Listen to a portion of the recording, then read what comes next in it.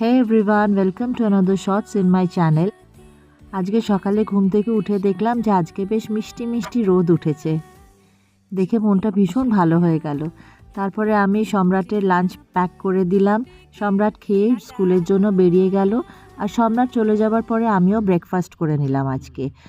তারপরে আমি পুজো সেরে নিলাম। ব্রেকফাস্টটা করার পরে আমি আজকে পুজোটা সেরে নিলাম।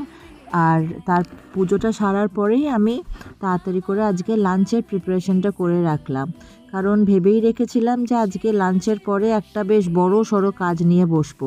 আমি আগের দিনকে মিশো থেকেও একটা অর্ডার করেছিলাম, তো সেটাও আজকে ডেলিভারি দিয়ে গেল। এবারে যেই কাজটা করেছিলাম সেইটারই রেজাল্টটা দেখাচ্ছি। হ্যাঁ, আজকে মোটামুটিভাবে আলমারিটাকে একটু ঠিক করলাম। এই আলমারিকে অর্গানাইজ করা ভীষণ চাপের ব্যাপার।